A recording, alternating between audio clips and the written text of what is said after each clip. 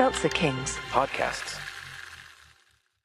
Well, I was just kind of wondering if maybe anyone else thought that Jonathan was kind of too perfect. No, he's not. He's just perfect enough. He crushed the bones of the master. He blew up a big snake made out of mare, and he coached the U.S. women's soccer team to a stunning World Cup victory. We saw him doing those things. But that's just it. I'm not entirely sure that we can trust our memories. Anya, tell them about the alternate universes. Oh, okay. Say you really like shrimp a lot. Or we could say you don't like shrimp at all. Blah, I wish there weren't any shrimp, you'd say to yourself. Stop, you're saying it wrong. I think that Jonathan may be doing something so that he's manipulating the world, and we're all like his pawns. Or prawns.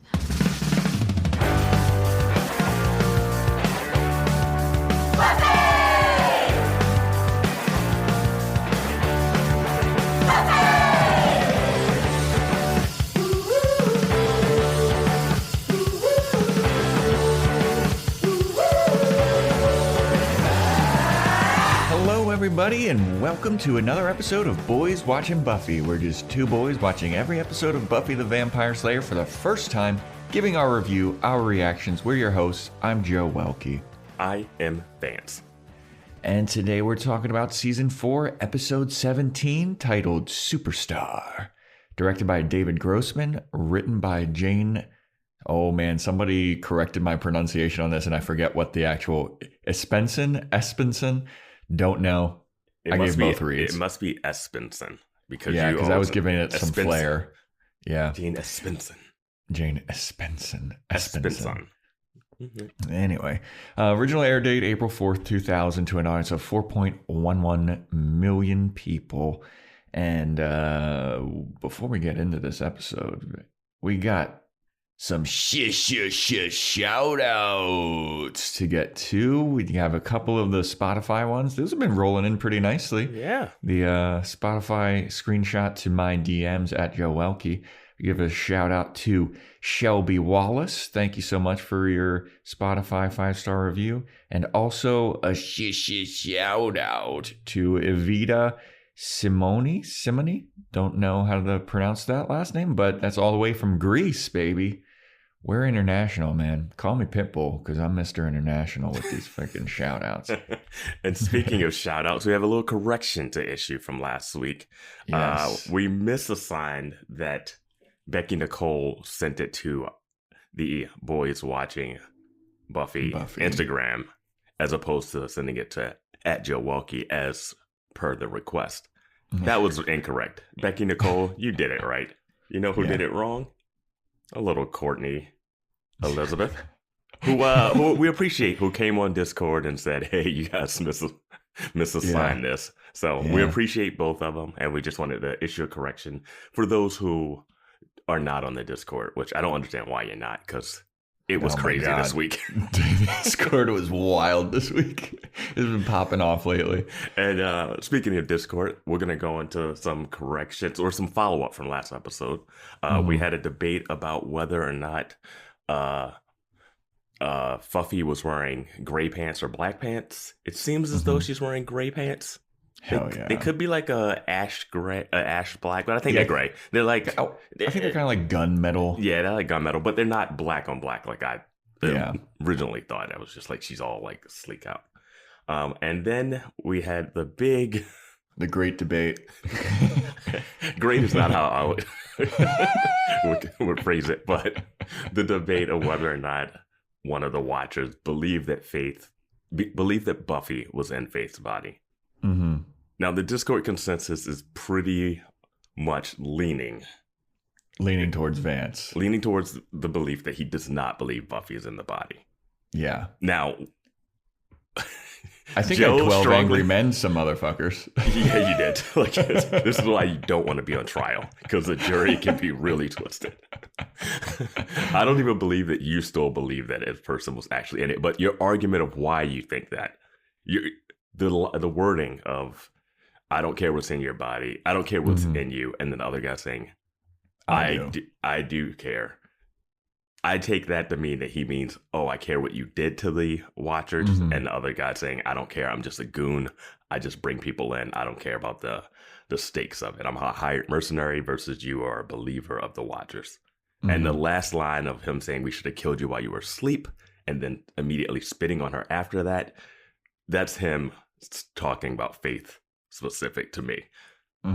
So I think it's 99% that he believes that is Buffy, and he believes that is faith.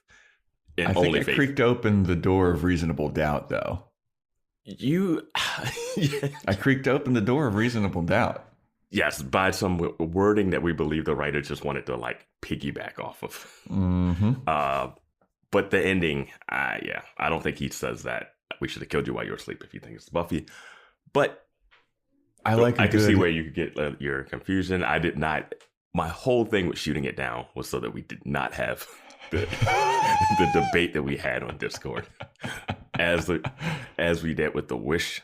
If anyone wants to watch that episode, you should probably do that, because it's a Wish, and then the next episode, and then the same with this past episode and this one deals with some more Wish type stuff. This episode that we're getting into, and I am afraid. I just like a good open to your own interpretation thing, kind of like, the ending of Inception, like, was he asleep, was he not asleep? Yeah, I just don't think they're keeping the door open. They weren't keeping the door open last episode for that. This was also like the most inconsequential thing. Like, we're never going to see that Watcher goon Weatherby again. Like, it was just like but whatever.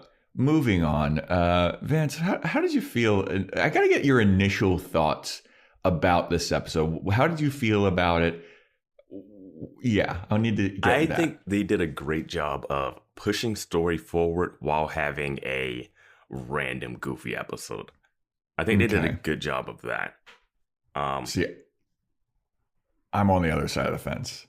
This felt like a complete weird detour that it's not that I didn't like this episode. I thought it was really fun, really cool, but it seems like it would have been like an earlier in the season episode. You know what I mean?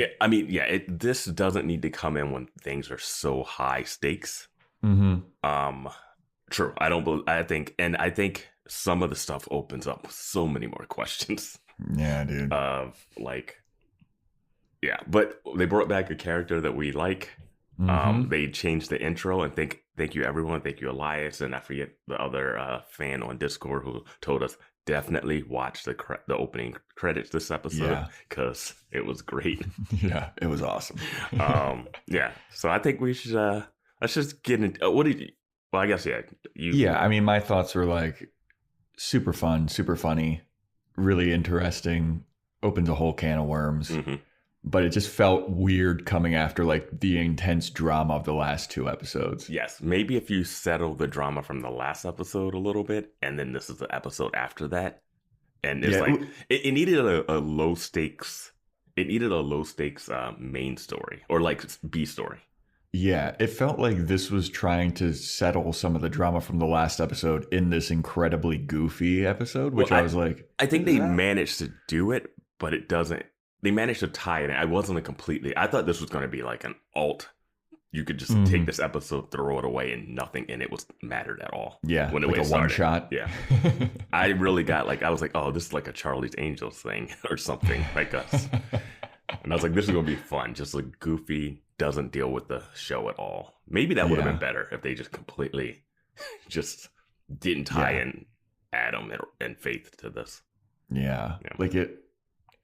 I don't know. We'll get into it. We'll get into it. Let's start the episode. So like the episode begins with also our predictions from last episode were very wrong. There's no way we could have predicted this. Yeah, I think I predicted someone gets celebrity or something. You predicted a celebrity comes in and they're a demon. It's kind of 30% maybe. Yeah, I'll give that to you. So the episode opens up with a recap of Jonathan. Y'all remember Jonathan as the suicidal potential school shooter from the episode where Buffy could read minds. And also throughout the whole entirety of the series where he's just like in the background with like a one-liner being a pathetic, like kind of losery guy. Mm-hmm. We get a recap of that story. And as soon as that happened, I was like, what the fuck what could possibly be going on here? Mm-hmm. And then we get a little recap of like the whole body switch situation that's been going on the last 2 episodes that is now settled since Faith has skipped town. Mm-hmm. So this episode actually opens up with Buffy in the graveyard. Well, we have to talk about the theme, the intro. Well, the intro. Oh, the intro comes after. You're right. Yeah. So Buffy's in the graveyard fighting some vampires with Xander, Willow, and Anya, and it's just a typical Buffy vampire fight opening scene where they're fighting. She's taking some stuff. Why did these demons fight Buffy? Just run. Yeah, it's like, don't you know she's got a rep? Especially if you're like lower minion demon, you know where you are in society. You're not going to take down the Slayer. You know that you'll be an underling to Adam in like 2 seconds once he shows up. You'll be like, hey, Adam, what we doing tonight? We're going out, we're eating the club. So, Buffy stakes some, other people are like handling them, and then one gets away. And so they do something that's never really been before seen in this show. They chase after one of these vampires. And it goes into this like tomb mausoleum type thing. They go in there and there's like 4 or 5 vampires in there feasting on one victim. Mm-hmm. And the gang goes in and they're like, this is really fucking bad news. Mm-hmm. And then they leave the tomb and Buffy's like, look, I'm a little out of my depth here. I can't just go rushing in. Like if it was like 2 of them, I feel like I could take 2 vampires, but like this is too many. I just can't really do it. And I thought when she said that was like, really? And yeah, dude, she does that all the time. And it makes sense why she says it. Yeah. I legit thought that they were feasting on Jonathan, and it was going to be all in his head at the end. Because it looked like it was him like being eaten. Yeah. I'm sure like some trivia, like actually they used him as a back. Yeah. Like, yeah, probably. Mm-hmm. But so they leave and they're like, you know what we need to do? We need to get help. And they're like, who are we going to go to? And Buffy's like, who else are we going to go to? There's only one person that we can go to in a situation like this. And then so the gang goes to this giant mansion. They're like this big sweeping shot from above. And they walk up to this desk with the chair turned around so it's not facing them. And they're like, hey, we need your help. The chair swivels around. James Bond-ish theme starts playing. And it's Jonathan. And he's like, happy to help you. And then the intro starts. And the intro is this weird alternate version of the intro where it's like Jonathan is like the superstar of this show, and I was like, what the hell is happening here? Yeah. It's like he's just weaved in doing action stuff, and I was watching it and I noticed they did not put his name. They did not have Danny Strong. He doesn't get a full title credit like when they added James Marsters as Spike to it. So I was like, oh, this is just something one-off, but it was great. He's like in his black duster and like doing stuff. Yeah, and like even at the end, like with the big gong at the end, mm-hmm. It's like him walking alone at night with this fucking leather duster. And I was like, wait, what is happening right now? Angel vibes. Yeah, exactly. And he's got like a new look too. Mm-hmm. Like his hair, it looks like he dropped some. Looks like he dropped some weight or something like that, and his hair's spiked and gelled. Or he just looks a lot more badass now. Yeah, it's different haircut, different outfits. He's not in that like striped shirt. Yeah, he's not in his nerd gear anymore. He's got like a black turtleneck, like he's special ops or something. He's got some looks in this one. Yeah, dude, he absolutely does. So we come out of the intro with the gang, and they're at Giles's, and Jonathan is like training them on how to be better vampire slayers. Mm-hmm.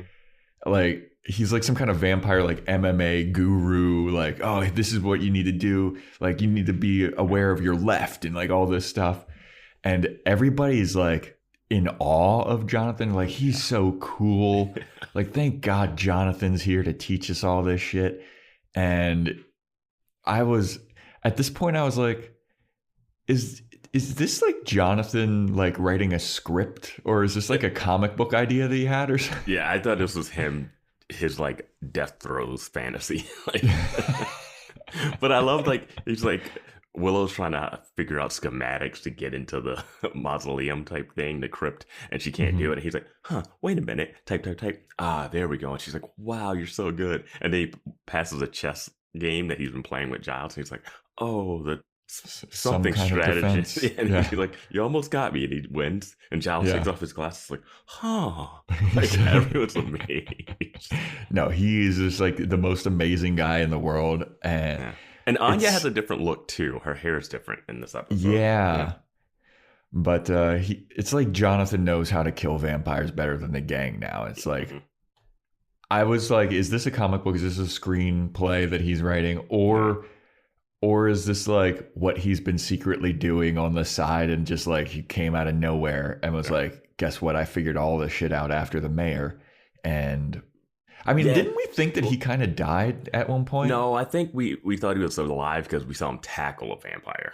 But he never like got killed by one. Like we did see Harmony get bitten. Where has Harmony been?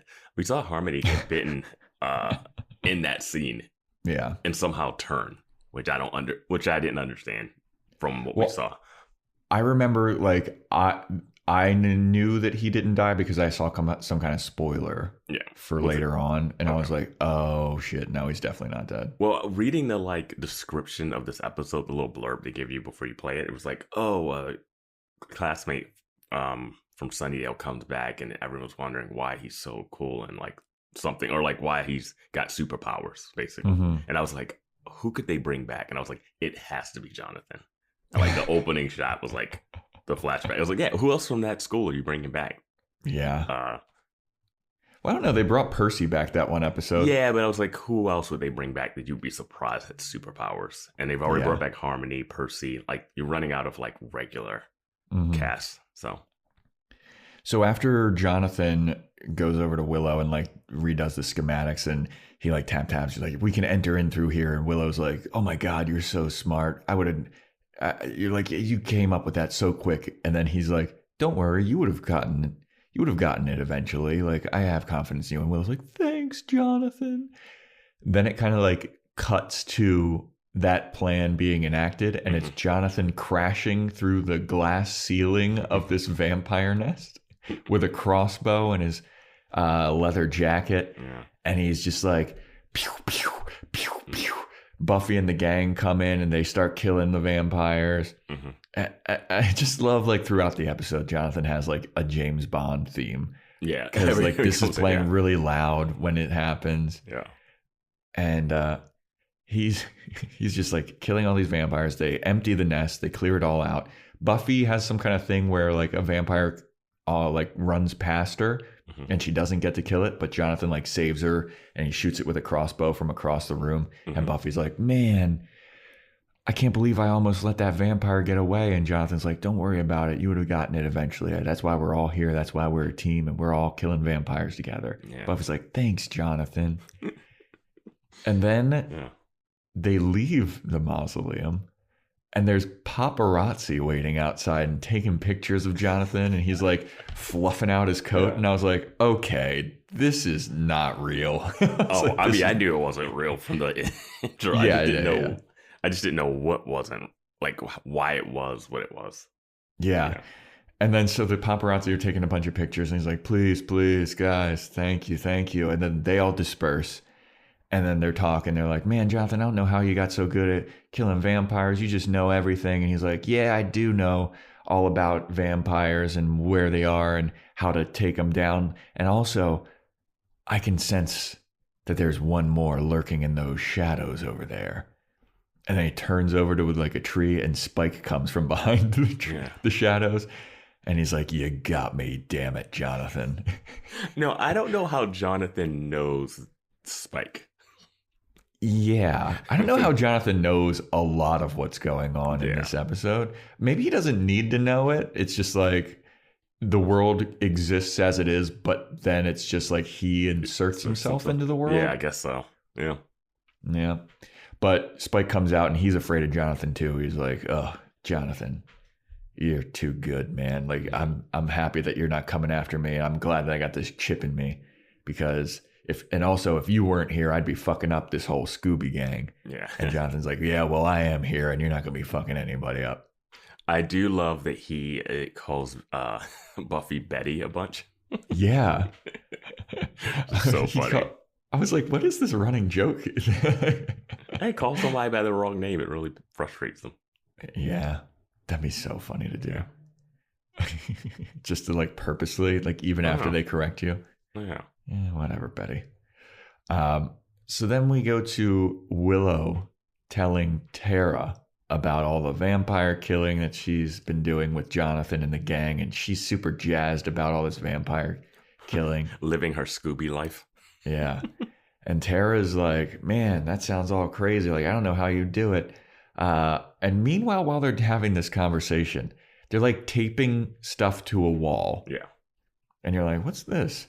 Like, are they like practicing some kind of new spell or something? And you don't see what they're taping to the wall. And they're talking, and Tara's still a little bit freaked out about the whole Faith situation. She's like, how do we know that she won't come back? And Willow's like, well, we know she won't come back because, Jonathan's around. And Jonathan will protect us from everything because Jonathan's just the best.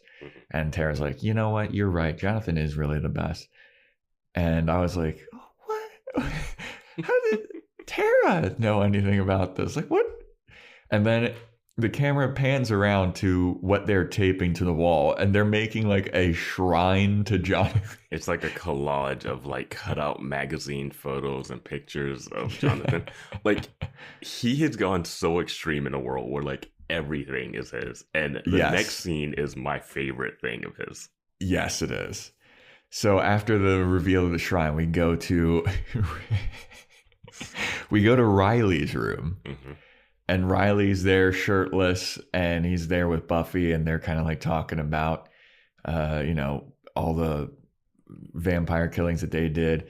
And Riley's playing his little basketball hoop thing. Mm-hmm. And what has replaced the balls poster is a poster of Jonathan, like, dunking. Yeah. It is so crazy. Like, they bring up stuff later, but it's like he's somehow in the NBA, writing books, fighting.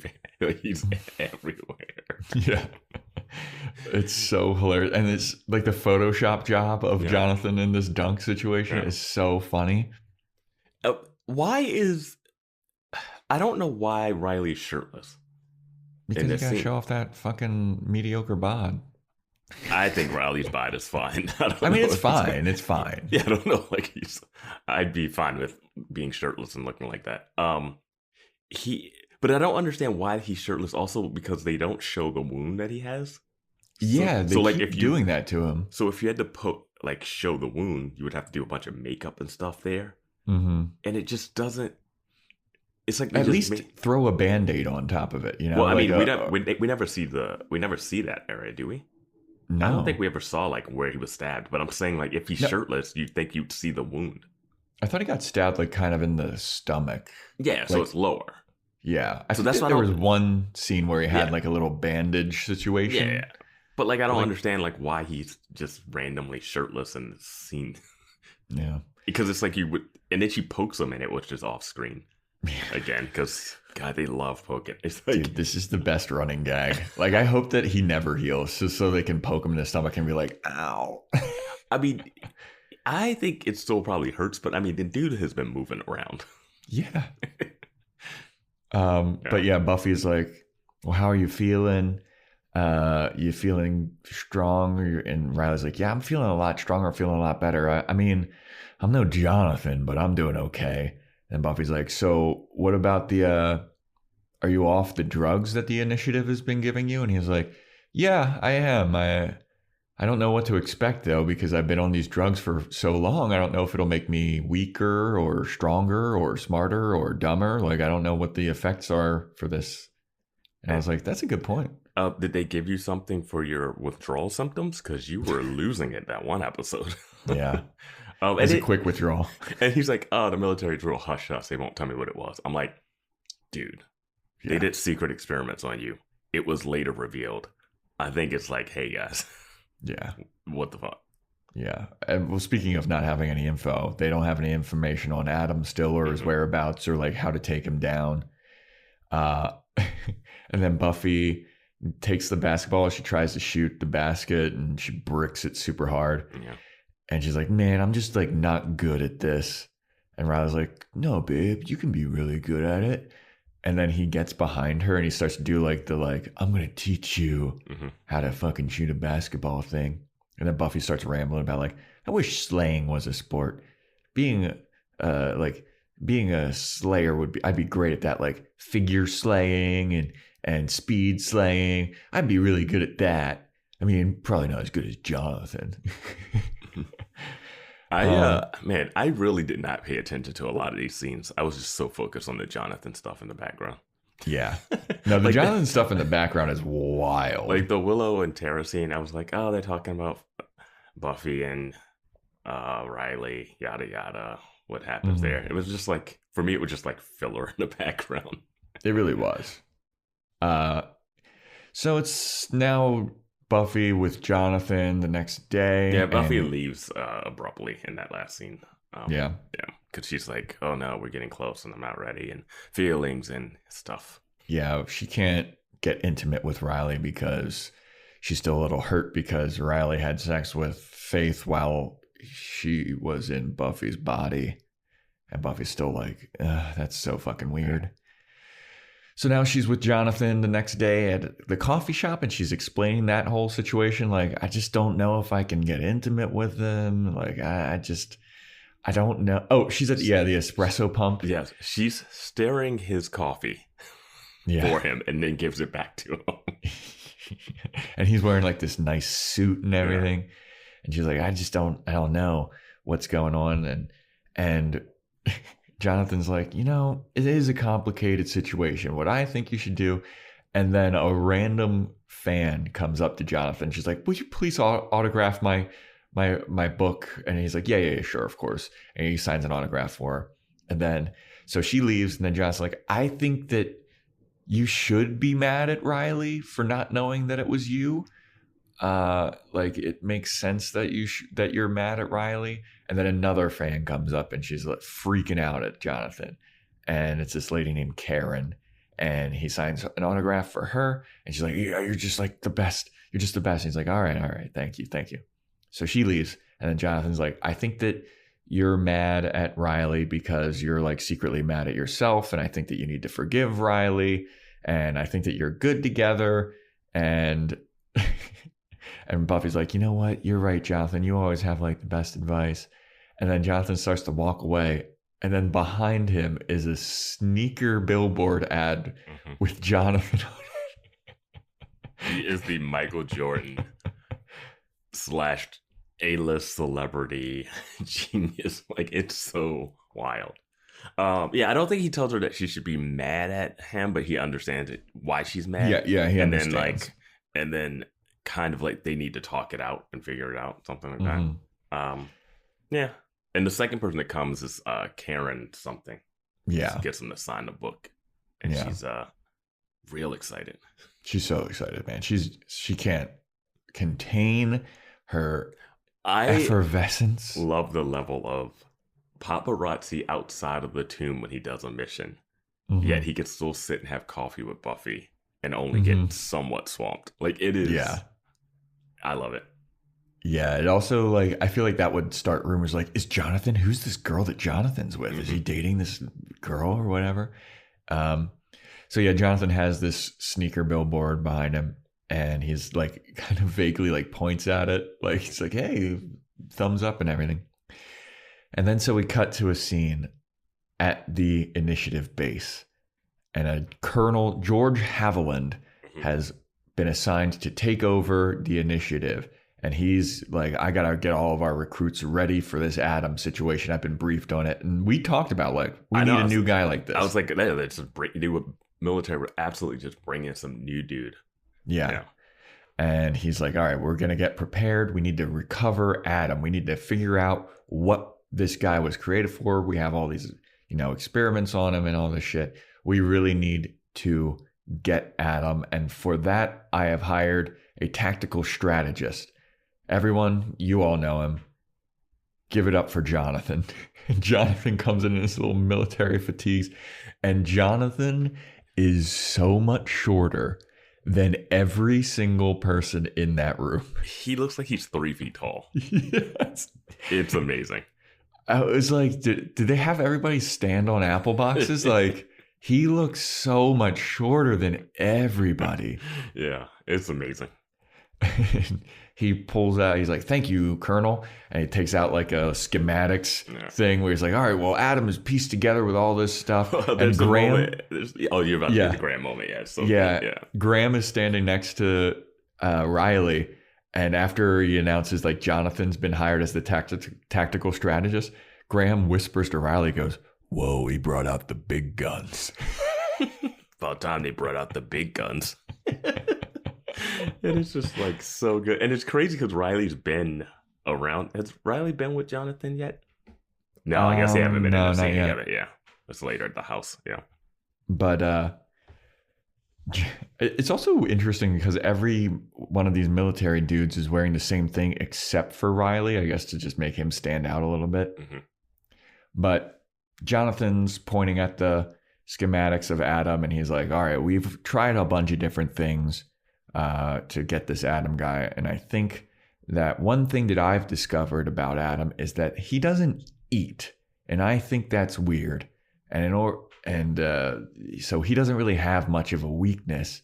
And in order to kill Adam, we can't just like lob off an arm. We can't just like stab him. We really need to fucking obliterate this guy. And everyone's like, yeah. Well, he's powered by a uranium core.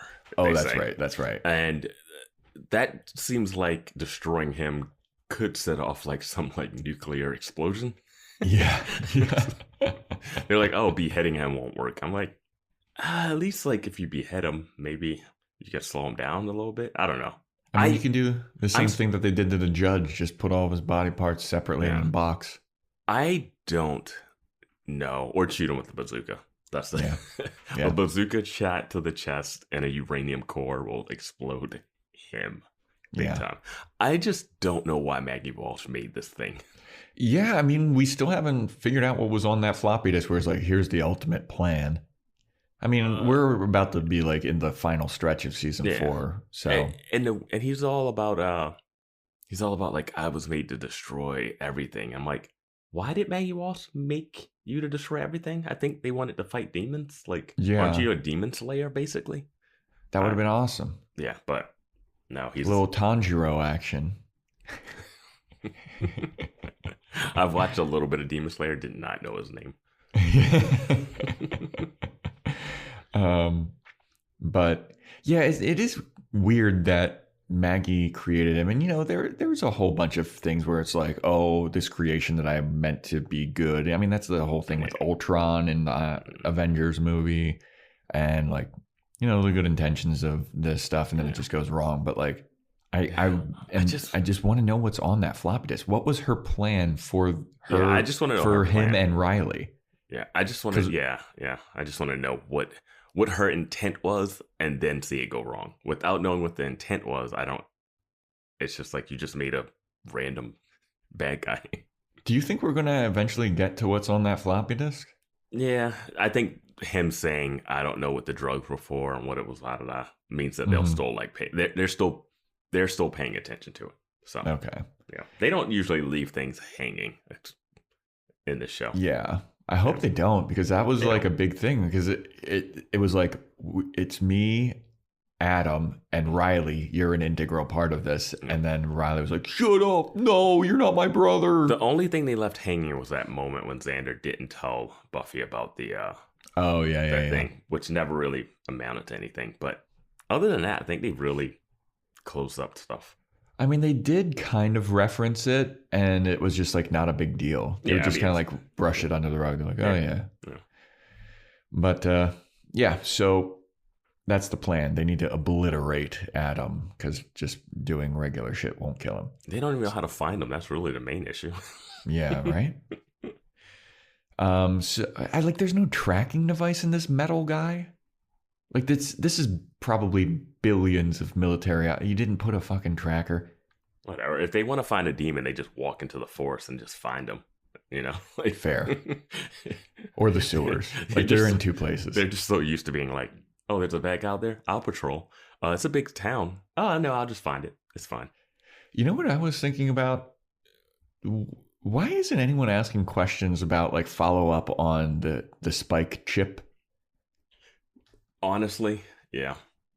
Even like, Spike doesn't even seem like he's like trying to corner Riley and ask about it. Yeah, like that's like world changing information. Yeah. Giles should be real curious about that. Yeah, like nobody's following up on that. Like the chip that makes vampires forcibly good guys. Yeah. Or like at least can't cause harm. Yeah. Well, themselves. I guess they could hire somebody. Like a hitman. Oh yeah, they could hire something. Yeah. So anyway, way off track here. We're back at Jonathan's house, and that Karen lady who asked for his autograph at the espresso pump, she's outside and she's like stalking him. And I was like, all right, so this is what the plot of the episode is going to be. It's going to be like people that are too crazy about Jonathan. We're going to get a little bewitched, bothered, and bewildered situation. Yeah. That is not what happens. She is outside of his house. She's looking through his window and she's like, oh my God, there's Jonathan. Why is he never home or whatever? And that made no sense. What I just said. She's outside of his house. Why is he never home? She's trying to like look in with binoculars. And then a demon runs up and attacks her. And she's like, holy shit. She starts running and the demon starts chasing her. And this demon's got these long arms, like sloth arms, it looks like, with little hooks. This demon is the most ineffective demon I've ever seen. Girls just escape from him with ease. I was gonna ask you that, like, at the end of the episode, because they say something about what the demon is at the end of the episode, and you're like, this isn't it. Yeah, it's not. It's not equal. You know what I mean? It's not everyone's nightmare as it's quoted to be. Yes. Yeah. But yeah, so demon attacks this lady. Also, the design of this demon sucks. I think it's fine it has really like troll under a bridge look with the beard and the long arms. But like, it seems like a demon of the week, like a random demon of the week, but not like this. It seems like a demon that would be in the C story, like while Buffy, or like just at the end of the episode, they run into the demon, they see it, they fight it, they punch it, they kill it, and then they go on. Like, that's it. Yeah. So now we go back to the initiative base, and the soldier dudes have all been dismissed, and Riley's sticking around, and he asks Jonathan for some advice about Buffy.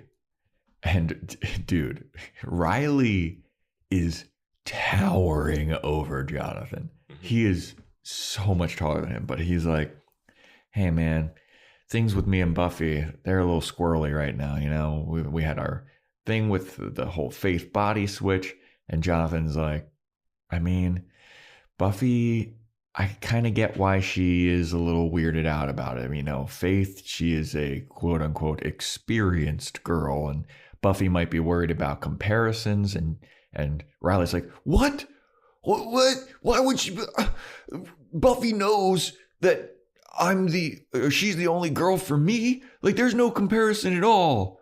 And Jonathan's like, hey, look, man, I get it, but Buffy's still feeling that, and you got to reconcile that. And Riley's like, yeah, you know what, Jonathan? You're right. You're always right. And while Riley's saying this, Jonathan is blindfolding himself, and he cocks and loads a gun, and he points it over to like his right, and there's 3 privates from this military operation with apples on their heads. And I was like, oh my God. Just amazing. Just amazing randomness there. Yeah. Dude, the visual gags in this episode are fucking great. Yeah. This had to be a fun one to make. Bring back a character that, I mean, I hope they all like Danny Strong on set, and like they bring her back, and like he gets to just have so much fun in this. Yeah, I mean, this is just like a super funny. Like, the only problem I have with this episode is like where it's placed in the season. Like, it's just like random. Yeah. But good fun. And so now we're at the Bronze, and there's a big swing band playing at the Bronze. I was like, wow, the Bronze is really stepping it up. They're classing it up. And everyone's dressed like different too. Like yeah. Everybody's like wearing like zoot suits. This must have been when like Cherry Poppin' Daddies were back, and like Brian Setzer with the Jump, Jive, and Wail or whatever in 2000, that big swing revival, Big Bad Voodoo Daddy and all those bands. Lou Bega. Oh yeah, Lou Bega, yeah. 1, 2, 3, 4, 5. Everybody in the cars, come on, let's ride, do that. Yep. Dude, that song fucking still bangs. But yeah, they're at the Bronze. This big swing band's playing, and Xander, Anya, Riley, and Buffy are there. And Anya and Xander are having a little bit of a tiff because Xander's like, I can't believe you said Jonathan last night when we were having sex. And Anya's like, I didn't say Jonathan. I was moaning. And Xander's like, it sounded an awful lot like you said Jonathan. Mm-hmm. And she's like, no, it was more like, ah. And Xander's like, more like, ah, Nathan. And I was like, this is hilarious, dude. Yeah. Willow and Tara show up, and it seemed, did we see like Tara get integrated into the whole gang at the end of the last episode? She met I know that she met Buffy in Faith's body and Giles, and she met but I didn't think that she had met she's in now, like that meeting last week was in. Yeah, she just folded in the group. Yep. So Willow and Tara show up, and they're all sitting at the same table. And now Jonathan takes the stage in this fucking spiffy white tuxedo, dude. He looks great. And he's like, hey, everybody, thank you so much. And everyone's at the crowd is like, Jonathan is here. Oh, my God. He's like, thanks so much, everybody. I really appreciate this. And I'm going to sing a special song. Got to sing something for 2 people that I know that are kind of going through a rough patch. And this song is dedicated to them. All right, let's take it away, boys. And he starts singing a song called Serenade in Blue. And Riley like stands up and he asks Buffy to dance. And they're like slow dancing on the dance floor. Mm-hmm. And I don't know if this is Danny Strong's like real voice, but he's singing pretty good, man. He's got a pretty decent voice. And Riley and Buffy are dancing, and Riley's like, hey, Buffy, you think we should, maybe have a little talk? And Buffy's like, nah. Let's treat this like when we both find out that you were in the initiative and I was a slayer, and we just sat across from each other and didn't have a real conversation. And Riley, she's like, I don't really want to talk about that right now. We're having such a good time dancing to Jonathan's music. Mm-hmm. Let's just dance. And Riley's like, are you sure? And Buffy's like, yeah, I'm pretty sure. And then Riley's like, all right, well, I just want to say I'm sorry. I'm really sorry about what happened. And Buffy's like, yeah, I know you're sorry. And I know that I'm the only girl for you and all this bullshit. And Riley's like, all right, as long as you know that. I like that the show didn't want to do a whole episode about this because she was so mad last episode. They were like, let's just fold it into this nonsense. Let's fold it into Jonathan singing right before Jonathan whips out a trumpet and plays the most incredible, crazy trumpet solo ever. Love a good trumpet solo. Got to. And then Tara's sitting there, and they go to Tara, and she's like, oh my God, he's playing something off of the new album. Yeah. Oh my gosh, yeah. And then Anya's sitting there next to Xander, and Anya gets all horny.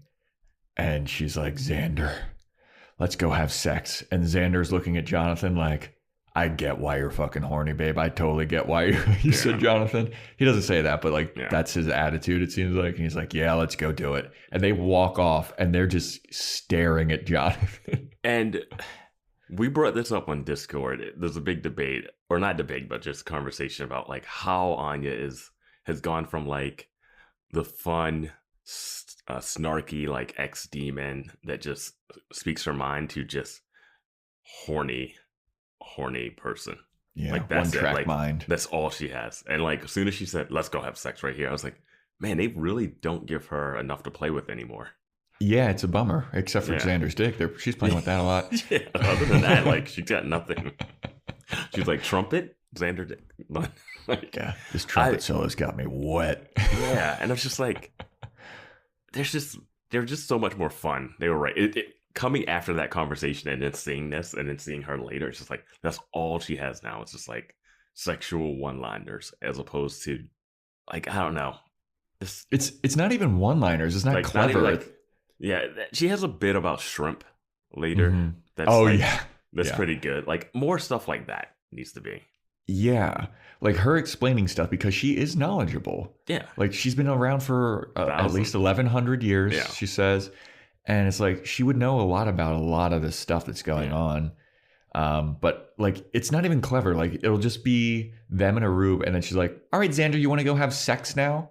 And you're like, no one says that in real life. So wow, that's crazy. Like this is so quirky. Yeah, but yeah, so. Xander and Anya leave, and they're all just staring at Jonathan.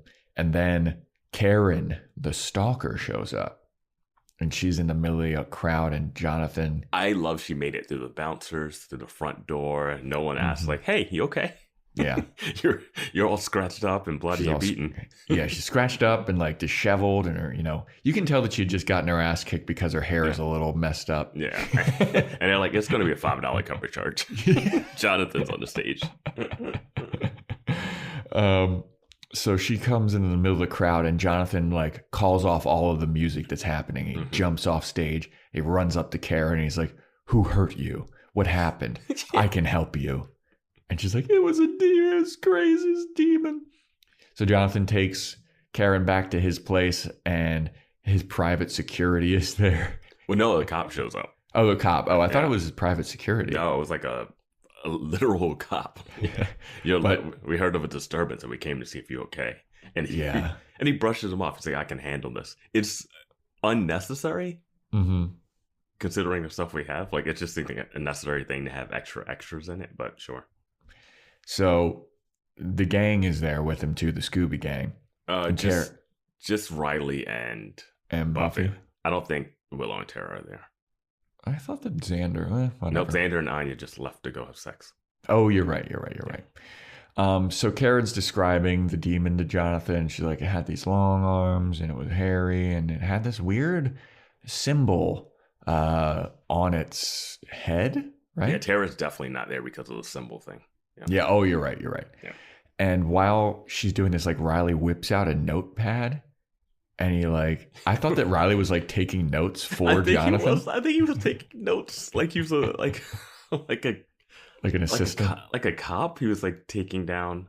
I don't think I've ever seen him at a military, like him writing anything down. So he just has this notepad. Yeah. So he takes a notepad and he gives it to the girl to draw the symbols. Like, you think you can redraw it from memory? And she's like, yeah. So she draws it, shows it to Jonathan, and Jonathan's talking about like, yeah, this is, I've run into this quote unquote demon before. It's not even really like a demon. It's a monster. It's more akin to an animal, really. And you know what? Everybody can just go home and relax. I'll patrol. I'll handle this on my own. Don't worry about any of this. And then it cuts to Buffy, and Buffy's kind of looking like, this is a little suspicious. Mm-hmm. Something's up here. And so they have gotten lazy with their symbols. Yeah, dude. This symbol is so lazy. It's a triangle with like a circle inside of it. An asterisk star inside of it. Yeah. That's pretty much it. Yeah. I mean, the last one looked like that Bill from Gravity Falls. This one just is like the scribbles that you would doodle if you're so bored in the middle of a class. They didn't even do like two S's next, like just like a bunch of like S's and like cross or line. Like it's just straight up triangle, something inside of it. Yeah. Yeah. So next is perhaps one of my favorite scenes of this episode. Really? Okay. You wouldn't think so. No, I would not. So this next scene is Adam, and he's in like a computer room with a bunch of TVs, and all of the TVs in this room are showing like highlights of Jonathan's life. And he's watching all of these highlights. It's like him accepting a Academy Award. It's him in a movie. It's him playing sports. Mm-hmm. And one of Adam's minions comes up and they're like, Oh, what do you do? Oh, you're just watching some Jonathan highlights? Man, that guy's freaking awesome. That guy rules. I love Jonathan. Like, you better hope that Jonathan doesn't run into you, man. Like, he might fuck you up. You know, I know you're super powerful and I'm your minion and everything. And I'm your bootlicker. But like, Jonathan comes in here, man. Might be tough sledding for you, Adam. Yeah. And Adam's like, you know that none of this is real, right? Something's off here. Like, the world has been altered. The world has been changed. There's a spell that everyone is under, and you can't see it because you're dumb as shit. But I am an elevated presence, and I know every molecule of my body. So I know that this is all fake. And I am more awake than any person or living being has ever been. And the minion's like, I mean, okay, man, but Jonathan's still fucking cool. I thought you were going to hate all of this. I mean, it was silly, and it was like the most shoehorned in way to get Adam into this episode. Oh yeah, I thought he was going to play another part, but later in this, he says, oh yeah, no. He's like, what are you going to do about it, boss? Like, he's literally like this old cartoon with the like big dog and little dog, and the big dog's the little follower. And he's like, what do you want to do about this, boss? Huh? I'm boss. And he's like, nothing. Magic like this is unstable and falls apart eventually. It'll lead to chaos. I'm going to let the situation play out. And I was like, yes, Adam is a chaos agent. Yeah. And that's what I want. I just want people that are wreaking chaos. The thing that I liked about this so much is the thought of, so Adam's in like an office, like swivel chair. It looked like he broke into like some school security room. Yeah.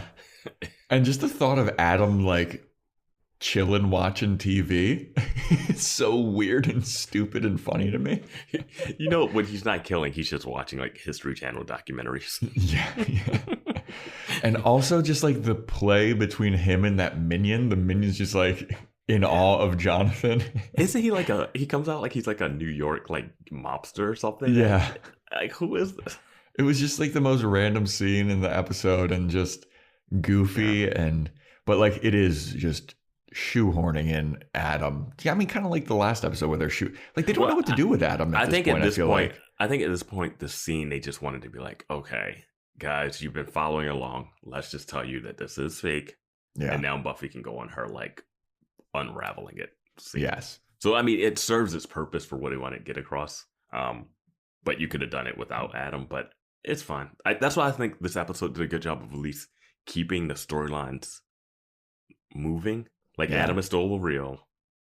Faith really did take over Buffy's body. Like, that stuff all still happened, and they're still reacting to it. Like, they're still reacting to try to find Adam. So it's not like hitting pause and then starting up next episode. Yeah. They could have done that, and I would have been fine with it too. Yeah. It's just like to remind you, like, Adam's lurking in the background. Yeah. All this stuff still happened. Yeah.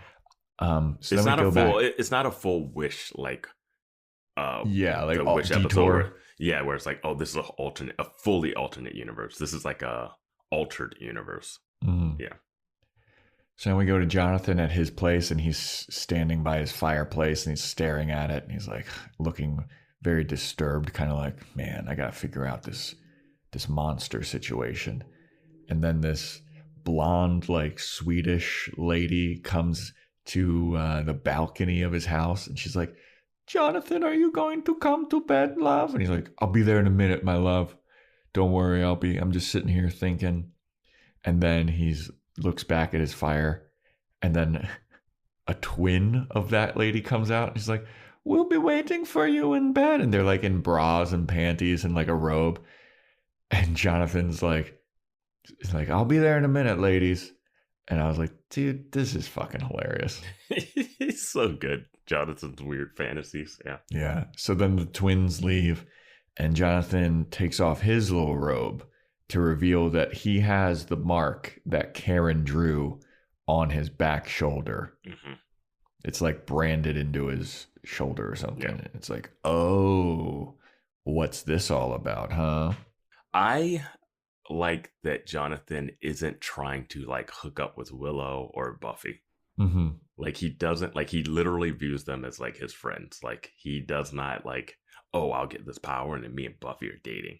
Yeah, it's like, no, I'm going levels above Buffy and twins and twins. Yeah, the twins were just a funny touch. I mean, just everything's so good. Yeah. The billboards, yeah.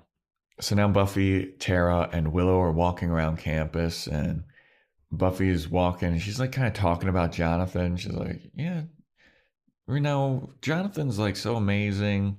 They're all still kind of in awe of him. And Willow, I think, mentions like, yeah, he's been amazing since high school. Like, remember, Buffy, you gave Jonathan the class protector award at prom? Mm-hmm.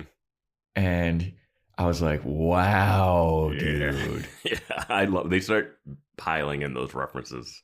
Yeah. More, and it's great. And they're like, I think we should be scared of this like demon. And Buffy or Willow is like, yeah, good thing we got Jonathan around, because Jonathan never gets scared and he'll protect us. And so Tara's like, all right, well, I gotta bounce. I'm leaving. And then she and Willow have this like weird long handhold as they like walk away and like stare into each other's eyes. And then Tara just kind of walks off. And then Willow asks Buffy, like, so what's up with you and Riley, Once Tara goes away, she's like, I'm back to being that girlfriend. Exactly. Where the only thing I talk to Buffy about is boys. Yes. And so Buffy's like, yeah, I talked to Jonathan about it. Jonathan gave me some really solid advice. And it's basically like, I need to forgive Riley and I think we'll be good. So we go to Tara, who is walking into her dorm. And she's got this sneaking suspicion that something is amiss. She's like kind of looking around. And she's then, like, how can this giant demon be so quiet and sneaky? I can sense when people's energies are off. Yeah. But not an enormous demon that's about to attack me. Doop, doop, doop, doop. I think something's following me.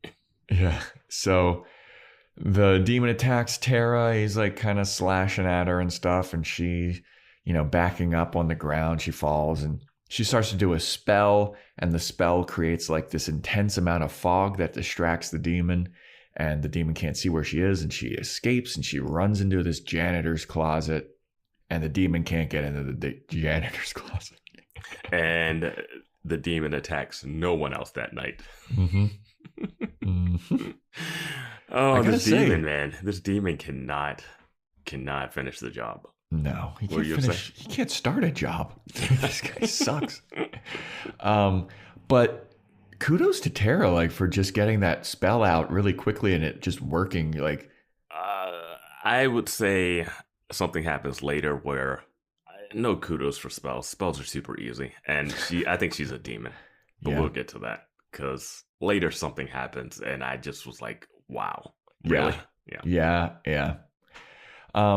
So Tara's in the janitor's closet, and now it is the next day, and Buffy comes to Willow's dorm, and they're like there to, see what happened to Tara. Tara's like in the fetal position on the bed, and Willow explains, like, hey, Tara got attacked by that demon that's been hunting the people that are around Jonathan. And Tara tells Buffy about the demon and like all about the marking. It's this marking, and Buffy asks her to draw it, and it's the same marking. And Buffy's like, okay, this is the same demon that's been attacking Karen. And that's been like, Jonathan said that he was going to take care of it, and he obviously has not. So what the fuck? So now Buffy is like walking around the city, and she's contemplating like trying to put everything together. And like, this is all very suspicious, and I don't know whether I can trust Jonathan. But in the background is several posters of Jonathan, the same poster, and Buffy's walking for a while. Yeah. And it's just the same repeating poster of Jonathan. It's jonathan.com. And I wonder if that has anything still. Just jonathan.com? Jonathan.com is now a Jonathan Castillo software engineer's website. I was going to say, you're going to type something up and it's going to be some porn website. I don't think, well, the thing is back then they wouldn't have made a website for it necessarily. They might have made a website for like a minute or two. Yeah. But it's like kind of if you're in New York and there's like new construction, they'll sometimes have like that string of posters on that, like on those flats that are up. Yeah. Or I guess probably not in New York in any building, any place. But they do it out here in LA too. Yeah. I was trying to figure out if there was a non-coastal place that they would do it. Yeah. I don't know. Do they do that in other countries, you know? Do they do it in other states in the middle of the country? I don't know. I've only lived in coastals. Yeah, we're in an international podcast, you know? Yeah. We gotta the lady from Greece that I gave a she shout out to. They got that posters up there. Yeah.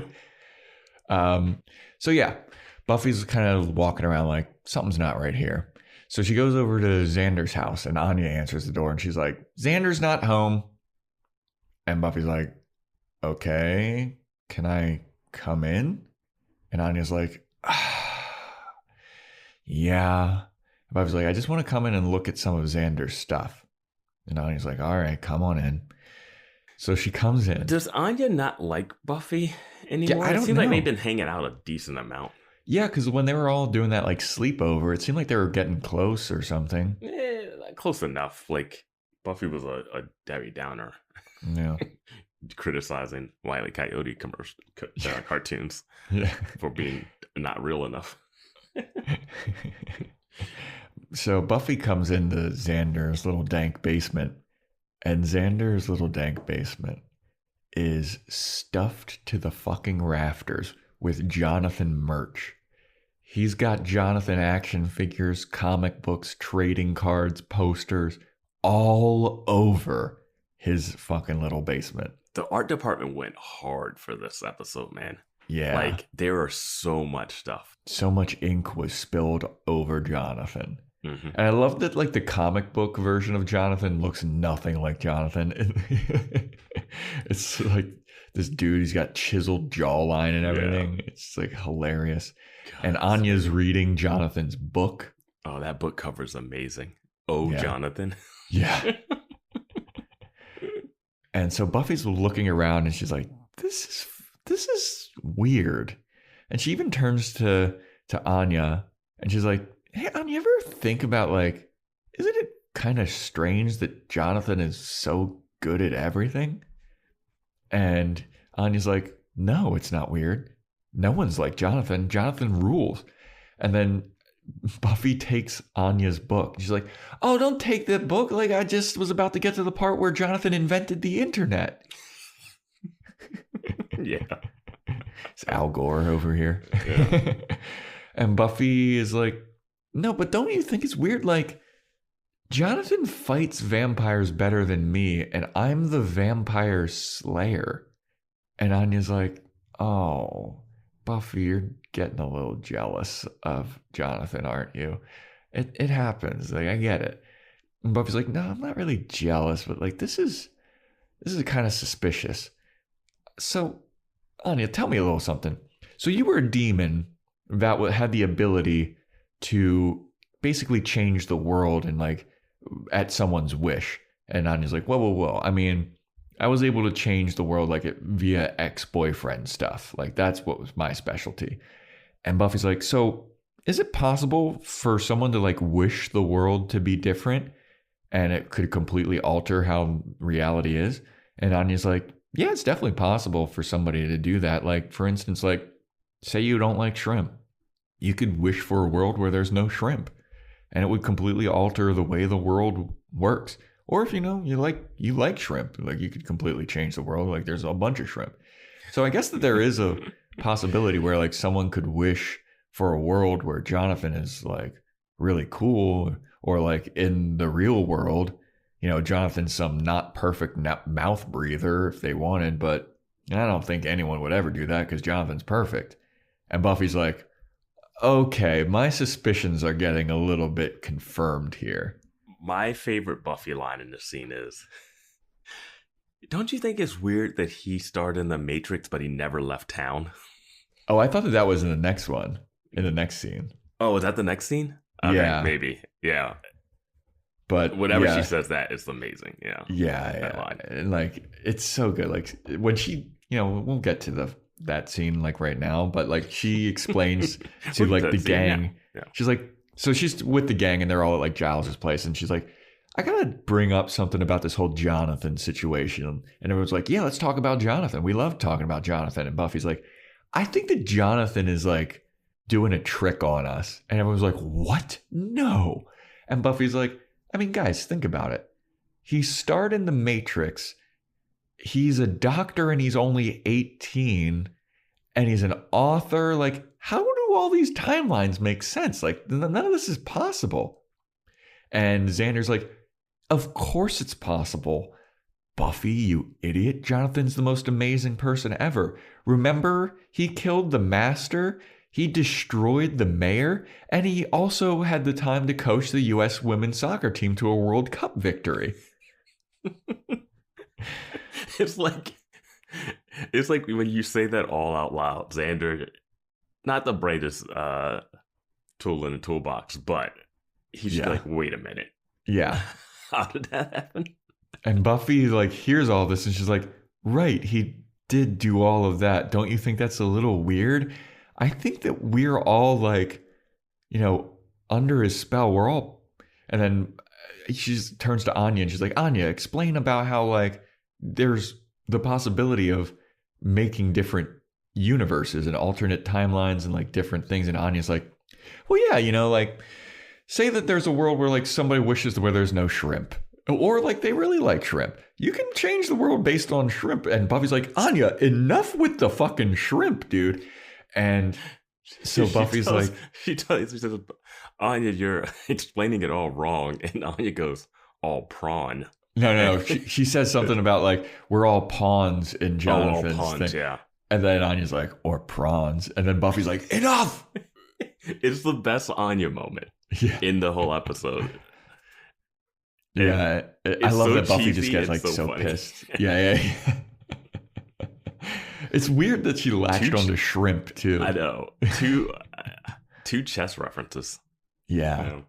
So Giles is like, this is where Giles steps in and he's like, Buffy, I think that you're going a little crazy. I think you're a little out of your depth. And then Riley stands up and he's like, you know what? I have been around Buffy quite a bit recently. And I'm starting to think that Buffy's hunches are usually pretty right. And I think that we should follow her lead. And everyone's like, all right, well, let's hear this crazy girl out. I was like, thank you, Riley. Finally. Yeah. Finally, someone believes Buffy. Like, Riley gained like 10 points on my scale. Yeah. Because Giles is always like, Buffy. You know this isn't what happens. Yeah. Xander's with a sex-crazed ex-demon that sent us into alternate universes, and me saying that there's an alternate universe, Giles like, impossible. Yeah. Like, do you not remember anything about the Wish or Vamp Willow or that Faith and me switched bodies like yesterday? Yeah. Like, or that you yourself became a demon. If Buffy says anything, you just have to believe her. Mm-hmm. Like, if Willow comes and says it, you can be like, I don't know, Willow. Mm-hmm. You've been dabbling in the dark arts again. So everyone's like, all right, let's hear Buffy out. Buffy's like, I think Jonathan's ignoring evidence because I think he knows a little something about that monster that's been attacking people. And they're like, huh, okay, well, what evidence do you have of this? And Buffy goes, Giles, do you still have that Jonathan swimsuit calendar? And Giles goes, no. I mean, yeah. It was a gift. It was a gift. So he pulls it out from like its secret hiding space underneath of like a little thing on his desk. And they skim through the swimsuit calendar. And the whole time that they're doing that, Anya's like, oh, yeah. Oh, yeah, that's the good one. Oh, yeah. And then Buffy's like, all right, here we go. We got the July. Look at this picture. And it's Jonathan like with a over the shoulder shot. And you you can clearly see the symbol that's on the demon that everybody's been drawing this whole episode is on his shoulder. And Buffy's like, see, that's the fucking symbol that everybody's been seeing. And they're like, oh yeah, that is kind of suspicious. Do you give him credit for not having the photographers and the photo editors photoshopping that out. It's like, why would you take that picture for your calendar? Why would you leave that breadcrumb, you know? I just love that he's not so vain that he had them Photoshop out a scar or a symbol, you know? Mm-hmm. Yeah, be real. Be real. So they're like, yeah, you know what? That is kind of suspicious. And then Jonathan shows up and he's like, I can explain all of this, everybody. And Anya's like, yeah, because Buffy doesn't believe you and she thinks you're up to something. And Buffy's like, fucking, what, Anya? Come on. That's throws her under the bus. Love. Yeah, that's the Anya we love. Yes. No filter, not overly sex crazed. Yeah. But she is sex crazed in the scene too, though. Yeah. It's a good balance. It's a good balance in this one. Yeah. So Buffy like kind of turns around. She's like, yeah, you know, I mean, Jonathan, like, you know, we all love you, man. Like, we all think that you're the best. But, like, can you explain, like, this whole Mark situation? And, you know, you said that you were going to take care of that monster. And, you know, we trusted you to do it. And, you know, we're not safe still. And the monster is still on the loose. And Jonathan's like, you know what, Buffy? You're right. I have a history with that monster. And it takes all of my energy to like confront this monster. And when I do, I get really confused about it. And like it always escapes and eludes my grasp. And I start to feel very confused. And it's tough. It's a hard monster to like grapple with. And Buffy's like, well, let's go after the monster together.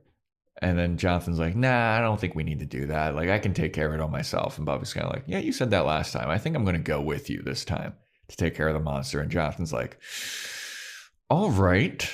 I guess we can do that. Let's plan it out and figure out when we should do that. And I was like, let's do it right now. Just the two of us. And Jonathan's like, all right, yeah, you know what? That's a good idea. Just the two of us. And then they storm off out of Giles's house. And I was like, okay, this is cool. So Buffy and Jonathan go to the graveyard and they run into Spike. He's like the sitcom neighbor that they keep stopping. Yeah.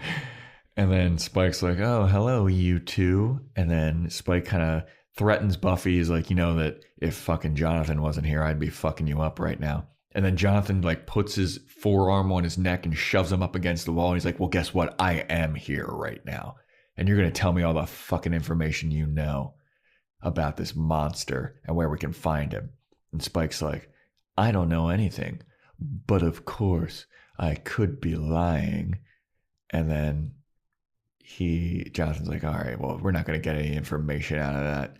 And then Buffy does the same move that Jonathan does. And she's like, you're going to give us the fucking info, man.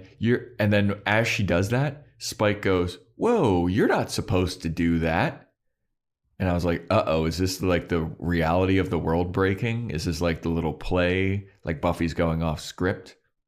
And then Spike like gives her some info. He's like, all right, here's all the info I have. I don't have much, but here's all the info that I can give you. And they're like, thanks, Spike. Now I glossed over this little weird moment at the beginning of this scene where Spike is like caressing Buffy and he starts to like go grab. Looks like he's about to grab her boob or something. And that's when Jonathan steps in and like slams him against the wall. And I was like, yeah, kind of creepy. He was like, because Buffy in this reality is not as dangerous as she is in the regular one. That's why when she forced, like, she's like, oh, I can only take 2 vampires. So it's like, no, you would have killed all those vampires in that thing. But when she like hems them up and threatens them and tells them that she's going to get rid of all the butcher's blood and like Jonathan knows people, like, it's a whole different side of Buffy that people haven't seen, you know, in forever, I guess. Because my thing was like, I think my question about why he knows about Spike and stuff goes back to when they being like, oh, remember at prom when you gave him the class protector thing and when he destroyed the mayor? Like, so it seems like all the stuff in the past reality too, he somehow was a part of.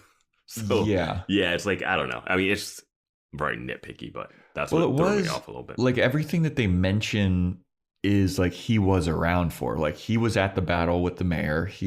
I guess he would have known about stuff with the master maybe after the fact, or he was at least around. But he wouldn't have known about the faith body switch. Yeah. Like he hasn't been around since high school. So anything that happened this season, basically. Yeah. So they leave and they get all the information. Like, good job, Buffy. That was really good work. And Buffy's like, thanks, Jonathan. So we go back to Giles's place, and Riley's reading about spells, and he's like, man, there's a whole bunch of spells that can like really warp and alter reality. Like, does this shit really work? And Willow, I was so pissed. I was like, dude, you've been hooking up with Buffy this whole time. You guys don't talk about this shit. Well, it's also like even before you were hooking up with Buffy, you were in the initiative But the initiative doesn't know anything about the supernatural element of stuff. They think they're animals and they're hunting them down. Yeah, I guess that's true. It's military thinking versus like witchcraft thinking. Like they're gonna come guns a blazing to kill a monster. They're not gonna be like, oh, we need to like draw a symbol and do an incantation. So I'm fine with him not knowing it then, or the military people not knowing the supernatural element. But now that you're with Buffy and you've seen Willow has witch powers, why are you not like, what is this? Yeah. Like, yeah, I don't know. So after he's like, does this witchcraft stuff really work? Willow is like, yeah, it works, but like it's not just like that you can willy-nilly do witchcraft. Like it takes a lot of concentration, it takes a lot of energy and focus. And Xander is holding a book open and he goes, yeah, it's a lot more complicated than you think. Like you can't just look at a book and say labrum incinere and expect. And as he says that, the book that he's holding just catches fire. Yes. And then he closes the book. He's like, oh, shit. And Giles was like, hey, don't say Latin around the books. And basically all he said was book on fire in Latin. And the book became fire, got caught on fire. What does this mean? Like if you just say anything in Latin, it might cause a spell? Like how were they able to talk back then? Like, you know what I mean? Like, I mean, it's just, they undercut their own thing by making it seem like spells are super easy. Or maybe Xander's like got some deep, dark, like I'm a master wizard deep down in his system or something. He literally just said the Latin words and a book turned on fire. I feel like, what? Yeah, it undercuts all of like the difficulty of witchcraft. It makes it everything. Like there's a high schooler who knew how to bring people back from the dead. Yeah. Fair. A bully high schooler learned from his uncle how to bring people back from the dead. It's not hard. This witchcraft stuff, it's not hard. So after that, they eventually find the mark that everybody's been drawing that's on Jonathan's back, that's on the demon. They find it in a book, and Willow's like, this is an augmentation spell. It changes how everyone perceives a certain person. So whatever someone's doing this spell, it makes them a paragon. It makes everything around that person seem awesome and super cool, and everybody sees that person that way. But the caveat is it also creates an opposing force of equal magnitude. And I was like, hold on a second. Yep. Jonathan is like the king of the world in this reality where he's like in movies, he's a doctor, he's an author, he's got sneaker things, he's dunking on motherfuckers, he's a better slayer than Buffy. And the equal opposing force is just like this demon that has so far just scratched 2 women. That's not equal. No. I wrote down, because they say creates everyone's nightmare, and I wrote down, nah. Yeah. That's not it. Like if Angelus showed up, it would be closer to a danger. Like if Faith just walked in again, like she's more of a danger than this demon. Yeah, the demon's done. He hasn't killed anybody. It needs to be the complete opposite. Like one, just be like, hey, it'll unleash some demon, but don't say just don't say it unleashes like the complete opposite opposing force.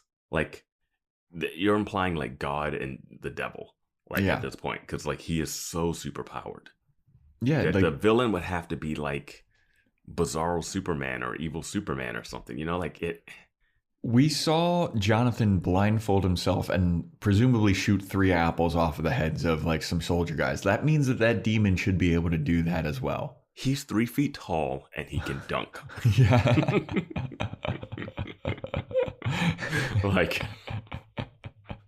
I mean, this demon just has long arms. Like, what is this? Yeah, it's like such a bullshit. Like, it's not real.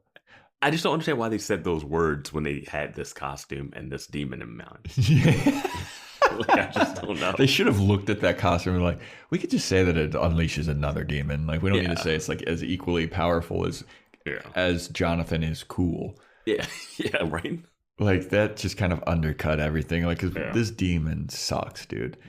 Like, I mean, it's fine for a demon, but when it's built up to like this level, it's like, no. Yeah, it's not. I'll say this. I almost wish it wasn't a demon that they had to deal with at the end. I wish it was something else. Like what? Like a plague or something? Well, when Adam's like, oh, this magic is unstable and it will unleash chaos, right? And I'm like, all right, let's... You know what it's like? It's like the Nightmare episode from like the first season. Oh, remember when when everyone, like, this kid's in like a coma and everyone's getting like their worst nightmares and like stage fright was happening to people and I think hornets were flying around and giant bees. And Xander was being chased by a killer clown at a birthday party. Like a anti-Semite clown was chasing them or something. Like it was like that kind of weirdness. And like Buffy's dad showed up and said he didn't love her. Yeah. Like that was like interesting nightmare fuel and chaos. And like the world was falling apart. And like, Giles couldn't read, I think, at some point. Like couldn't read anymore. It was like an interesting fracturing of reality and like all this weird multiverse stuff opened up. Like, I get what you're saying, where it could have been like more weirdness as opposed to just like one like Yeti. Yeah. Walking around. Like, it was like, oh, we just have to kill a Yeti and everything goes back to normal. Yeah. All right. That seems very simple for, I don't know. No, I did love like after this explanation, Xander goes, so wait, he did a spell to make us think he was cool? That is so cool. Yeah. I do love they're obsessed with it, yeah. So then they explain like, so if the demon that Jonathan and Buffy are out hunting right now is killed, it'll break the spell, so no big deal.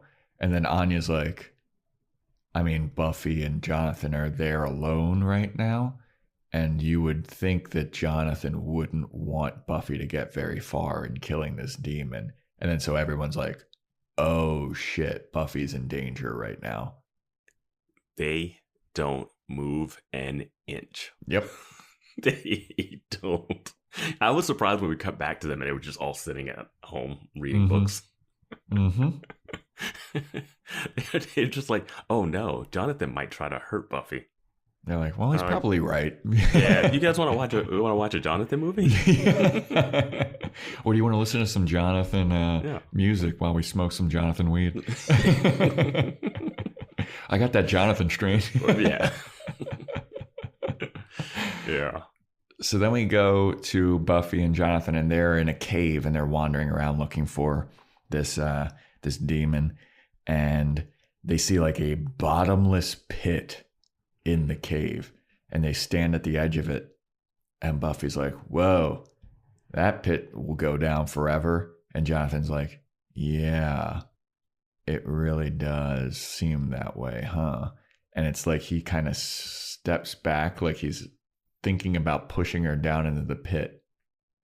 And just as he's about to like maybe ponder doing that, the demon jumps out and starts attacking them. Well, he grabs her wrist. Oh, yeah. He reaches over and grabs her wrist and then says, hey, come on, let's keep going.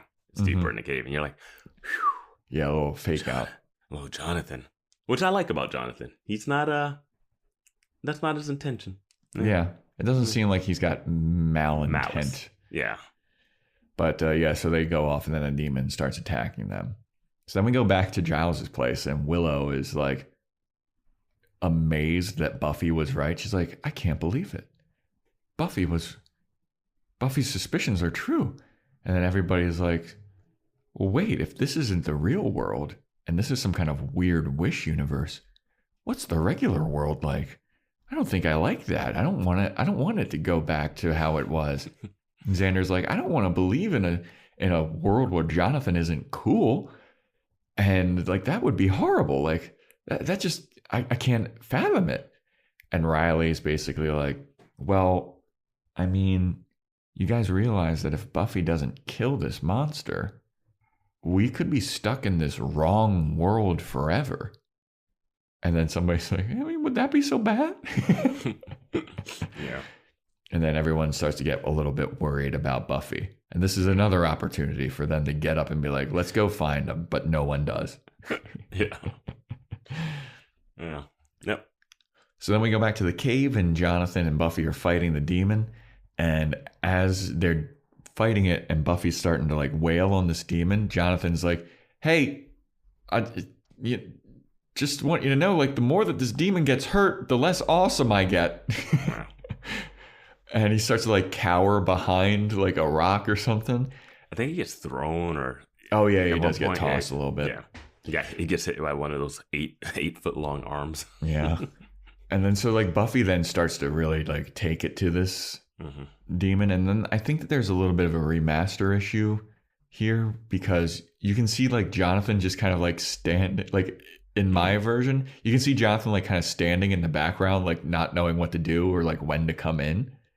And that might not be a remaster issue. Nah, I don't know. It seemed a little like weird to me because I don't know. But Jonathan does have like a little bit of a conflict here. He's like, oh man, this sucks. My run of being a cool guy is about to be over because Buffy's definitely going to, attack this demon or whatever.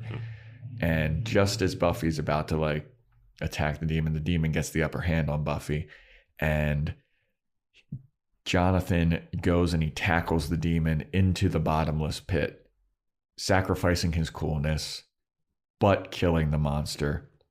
But Buffy at the last second grabs Jonathan's leg and saves him.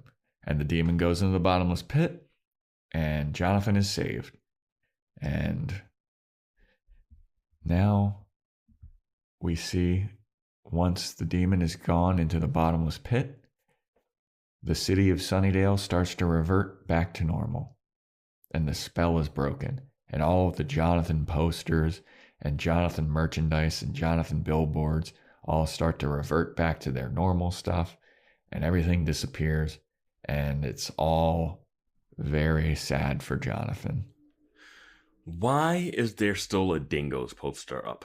Or is that band still operating? Because one of the posters turns into like a Dingoes poster. The last image is a Dingoes poster. I mean, Willow still has the Dingoes poster in her room. I guess it could have been... I think this was like outside though. Really? I don't think it was a poster in her room. I don't know. I don't either. Maybe if it was in her room. I forget it. It was hard to tell where it was exactly. I wasn't sure. I mean, they could replace yeah. Oz. Like, bands do that all the time. Yeah. It seems like, is this something? Is this a, hey, Oz is coming next episode kind of thing? They've been referencing Oz, and per your theory of, like, if anyone starts to get mentioned, they're coming back, like with Faith. Yeah, Oz has got to be coming back. They plant the seeds. Yeah. They plant the seeds, yeah. So look for Oz in the next 4 or 5 episodes. Yeah. At least for the finale. Yeah, that'd be cool if he came back and werewolfed Adam out. What are you doing? Witchcraft with Tara? Yeah. How do y'all feel about a 3-way? I cured my werewolfdom. What? Oh no. Yeah. I want to be living that Jonathan life. You babes want to get in on this? I'm hungry like the wolf. Nice. Yeah. So now we all go back to the gang, and they can't believe what they believed. This was very high school staging, where they're like sitting in the quad beneath the tree. This was very... It's like they're having a picnic. Yeah, this is what they did in the high school a bunch. Yeah. So they're all like, man, I can't believe that whole thing was a spell that we were under. And I can't believe that we thought that Jonathan was so cool. And then Xander starts to be like, I mean, I feel kind of empty, Does anybody else feel empty? Like, I feel lost without Jonathan's influence. Like, I don't know what to make of the world anymore. And then Riley says the best line of the entire episode, in my opinion. And he goes, yeah, and did anybody else feel way too tall? I felt way too tall. Yeah. I loved that so much because... Which is so weird that in Jonathan's fantasy world, he's not taller. Yeah. Dude, Jonathan would be killing it in 2023, man. We got that short king resistance going on right now, like the rise of the short king. Hell yeah, dude. Jonathan would have been cleaning up. Is that a thing that's happening? Yeah, Vance, get on TikTok. Oh, I don't know what White Lotus is. Oh, you don't know the short king thing on TikTok? Okay. Touche. So while they're all talking about like, man, I can't believe we're all duped like this, Buffy sees Jonathan in the distance and he's just like standing and like kind of kicking his feet and he kind of looks up sheepishly at them. Didn't even know he went to the school.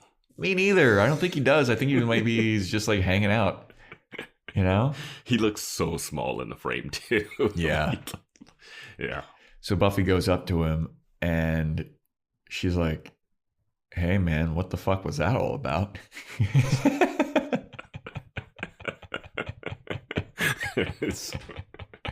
Yeah. And Jonathan's like, yeah, I'm sorry. Like, I just wanted to feel cool. You know, I've never gotten to be cool. And, you know, his hair's reverted back to like being down and like not styled. And he's wearing like this yellow sweater or something. Yeah. It's like, you know, I just wanted to be cool, but you know, people are kind of pissed off, you know? That I mind raped them. Yeah. And no one's talking to me. And Buffy's like, yeah, dude, of course people are pissed off. Like you fucking had us under a spell to make you think that you were cool. And you're obviously a fucking loser. He says the twins moved out or whatever. Yeah. Does he live in that mansion still? I don't know. Is he rich? It get foreclosed on? Is he rich? And Buffy's like, so tell me something. How the hell did you learn how to do this? And he's like, well, when I went to counseling after my like suicide thing, there was a kid in that counseling and he knew how to do this witchcraft and the kid taught him how to do it. And I was experimenting with it for a while and like I finally got the chutzpah and to make it happen. And you know, I'm sorry, like I didn't want anybody to get hurt. That was never my intention. Like I didn't want to get people hurt. I just wanted people to think I was cool. And Buffy's like, yeah, people didn't like that though, dude. Like we were weird actors in your sock puppet theater. And he's like, you weren't sock puppets. You're my friends. And Buffy's like, dude, that kind of shit, that's not how this works. You don't just get friends by doing a spell. Like all this stuff kind of takes time and you got to do work in order to make it better.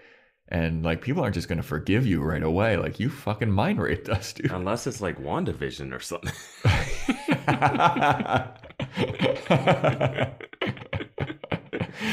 Yeah. But then Jonathan drops a little tidbit where he's like, you know, I don't know how much people remember and like the memories are starting to fade, but I know that in the Jonathan Wish universe, I gave you some good advice about Riley. And I think that advice really actually is pretty decent advice in my opinion. And I hope that you remembered it because I was on my game when I was giving you that. And he's like, he's kind of like what you're talking about with me and like making friends. Like it takes time. You know, that same kind of shit applies to you and Riley. Like I know that you're hurt and the situation's complicated, but you know, you'll get past it and it's going to take some time, but eventually you'll be able to look at Riley's dick again and not think about him fucking Faith. And Buffy's like, yeah, you know what? You're right. The crazy thing is he's like, yeah, people are mad about this. So people are remembering this. Mm-hmm. People remembering that they thought that somebody was something that they weren't. Mm-hmm.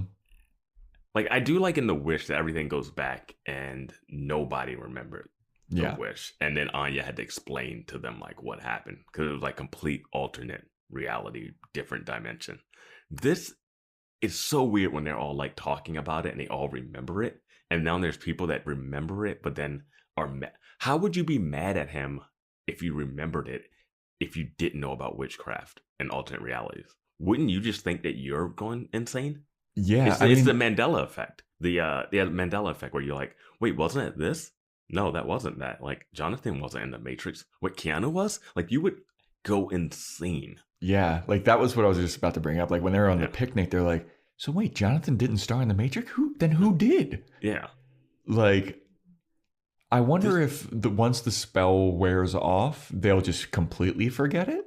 They need it to. They need to. They really do. Like, it's just a mental headache, a hurdle. And my thing is, I wrote this down. So some random dude taught him this spell, and Jonathan was like, he didn't tell me about the demon aspect of it, right? Mm-hmm. There's another dude that has a spell just waiting for a moment. Yes. This is a get out of jail free spell, if anything. Well, that's what I was thinking. Like, so anybody could do this. Like, how do you know that you're not living in somebody else's wish verse? Like, where there's all the time. Yeah, exactly. Like, I would be so fucking paranoid all the time. Nothing would be real. Yeah. Like, this is like the conspiracy theorists. Like, if you're just so deep down a conspiracy web, like, everything's like a fake. Dude, everything's fake. Next episode, we're going to see Buffy with like tinfoil on her head. She's just like, how the fuck, like in cradle position. Like, how the fuck do I know I'm not in fucking some other guy's wish? Like, Anya is telling you, oh yeah, you could just make a thing where all like shrimp and stuff. And it's like, so wait, so now that there's like this burger and fried chicken sandwich craze, like, is that real? Is that someone that really like chicken? Like, chicken. Whopper. Like, what's happening? Like, it opens so many questions to like what's real and what's not. Yeah, I mean, that's just like a total mind fuck, especially like, you know, we always talk about how like the people in Sunnydale are the most powerful and amazing people. Mm-hmm. And there's kids that know how to bring back people from the dead. There's like secret like dummies that are ghosts and everything. Yeah. And then there's people that know how to completely alter reality, just hanging out in some kind of therapy room with Jonathan, teaching Jonathan how to alter reality. Like, how many other people did he teach this to? Yeah, exactly. Like this person needs to be hunted down and murdered. Well, and it's just in the book that they were looking at. And they're like, oh yeah, this is an augmentation spell. And like, Xander was able to set a book on fire by saying Latin. Yeah.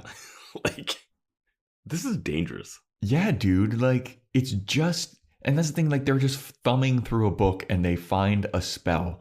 And they casually are like, yeah, this is an augmentation spell. Like, it just makes everybody think that you're cool. It's like, how many of these books exist that people could just access? Now I'm back to, like, Joyce's mob mentality of burning all those books. If this is the problem, man. Like, at first it's like, keep the books so we can hunt down the demons and find out who they are. But, like, these spell books are dangerous, man. Like, how do we know that this entire series is, like, maybe the equal and opposite force is the vampires thing, and it's somebody's wish, like, some just random dude's wish that, you know, everybody thought that he was cool, and it created the master and the mayor and all this peril. Here's a question. What if like 5 people are trying to do the same, do an augmentation spell at the same time? Yeah, like what if somebody's doing an augmentation spell to make everybody think that they're cool, and then another person's like, no, I'm doing an augmentation spell to make sure that everybody thinks he's not cool. No, I'm just saying, like, what if 2 people try to do one to make themselves cool? Oh, like, yeah. What if someone's like, I want a bunch of shrimp, and someone's like, I don't want a bunch of shrimp? Which augmentation spell wins? Like, yeah. I don't know. We're all living in the Rock's augmentation spell universe right now. All right, let's do this Buffy Riley scene so I can say another point. Okay. So now we go to Buffy and Riley on the bed, and they're kissing, and Buffy's like, I'm really glad that we had a talk about this. And Riley's like, we haven't talked about this at all. And Buffy's like, shut the fuck up.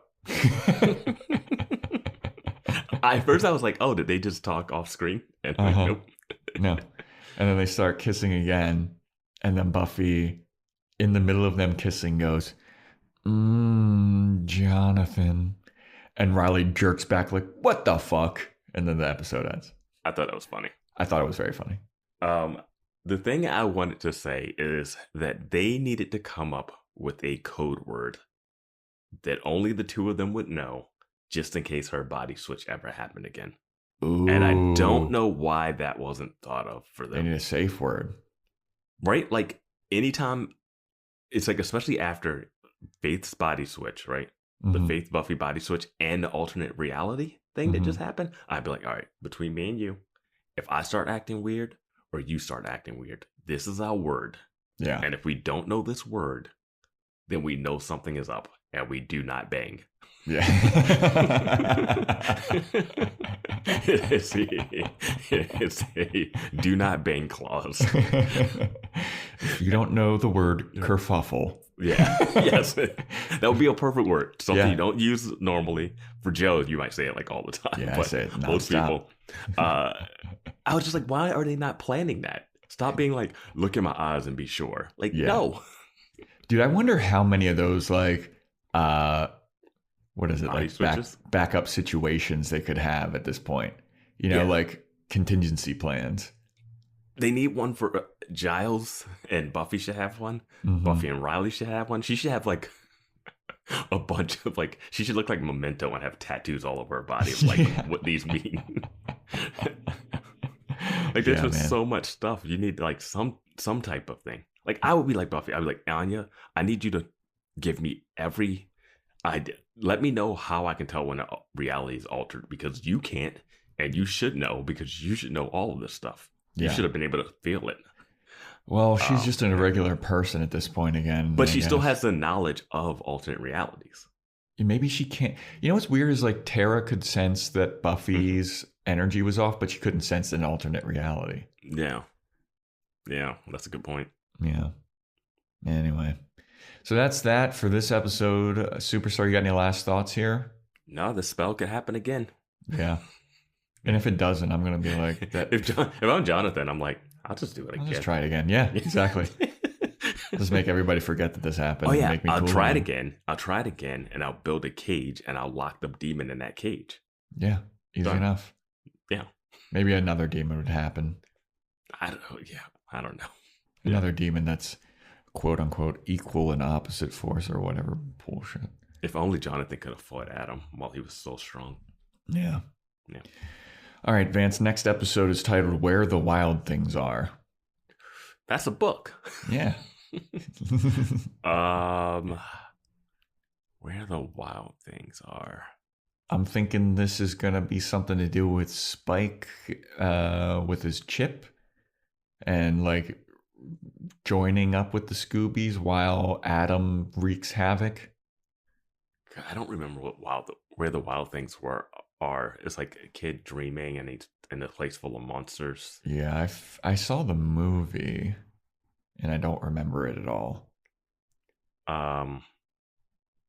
It's also a good song by a psychobilly band called Mad Sin.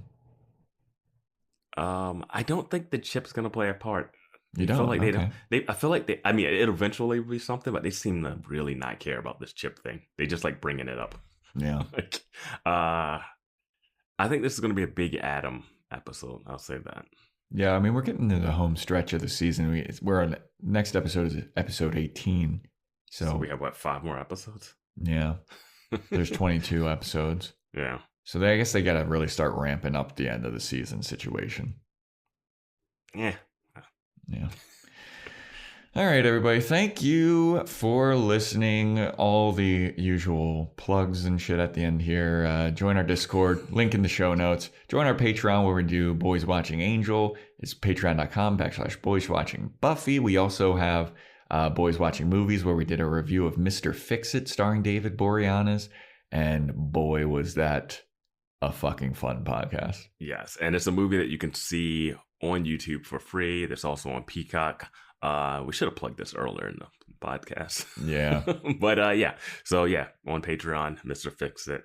Yeah. We also and it's an insane movie. It is absolutely insane. Like if you're in our Discord, I dropped the link for Mr. Fix-It for the YouTube thing. And if you go to Patreon, it should be on there too, right?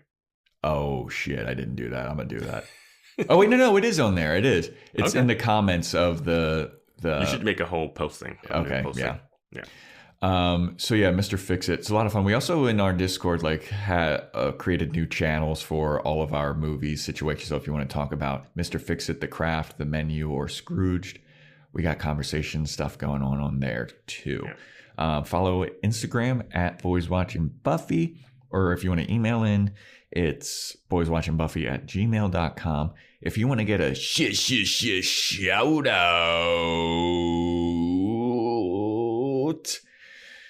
rate and review on Apple Podcasts, or do the 5-star Spotify rating and screenshot it and send it to my DMs at Joe Welke. And give me a follow too if you're fucking while you're there, you know? Fucking give me a follow. I'm trying to make it in this industry, you know? Yeah. And we're still waiting on those gift cards. Oh yeah, Boys digital Watching Buffy at gmail.com. Someone said they were going to give us an Oculus, didn't they? Yeah, you gotta get a PO box for that Oculus. How rich are our fans, dude? How rich are our fucking listeners? I hope they can afford certain things. Yeah. I hope. Don't. I hope they're not listening to these on the street. I think they just know we're never going to get a PO box, so they're like, "Yeah, we'll get you an Oculus." You could send someone a Best Buy gift card. Does setting up an PO box cost anything? I don't know. No, not that much. It's not the hardest thing to do. Yeah, I guess so. Digital gift card, boyswatchingbuffy@gmail. Man, we're whores right now. No, we want everybody to just give us stuff. And guess what? If you give us stuff, you also get a shout out. Yeah, you get a big shout out. You get an episode dedicated to you. Oh, and this is a little tease if you're still listening this late into the podcast. We're going to do something a little different, I think, for the season 4 recap. It's going to be a little more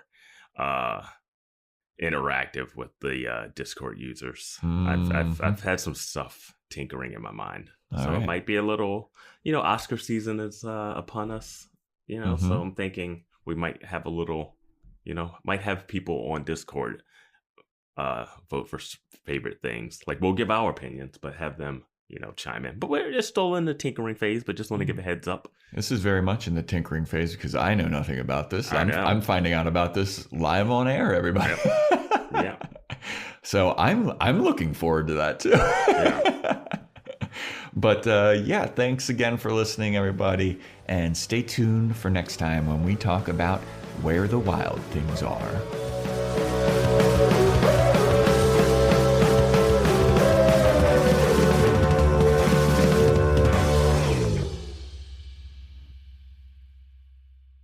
So we're saying he did a spell just to make us think he was cool? Yes. That is so cool. Seltzer Kings Podcasts.